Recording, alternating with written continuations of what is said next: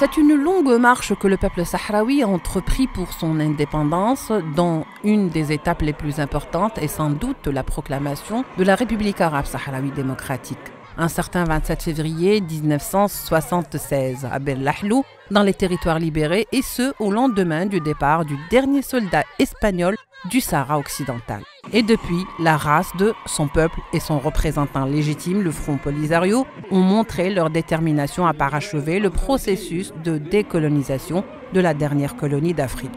En effet, le peuple sahraoui se rappelle chaque année cette date commémorative forte en symbole qui constitue la pierre angulaire de sa lutte, les grands défis auxquels il doit encore faire face. Après le retrait de l'occupant espagnol suite à la signature de l'accord de Madrid le 14 novembre 1975 et l'invasion par le Maroc des territoires sahraouis en octobre de la même année, alors que le peuple sahraoui n'avait pas encore pansé ses blessures, qu'il entama une nouvelle bataille contre l'occupant marocain qui se poursuit à ce jour et ne cessant de montrer son attachement à sa terre et sa résilience face aux politiques expansionnistes du royaume marocain qui persiste dans sa politique d'épuration ethnique, en octroyant des terres et des colonies aux étrangers et au peuplement forcé des villes et des villages sahraouis, sans oublier bien sûr le pillage de ses richesses. Des pratiques pourtant en totale contradiction avec le droit international. Et ce 48e anniversaire de la race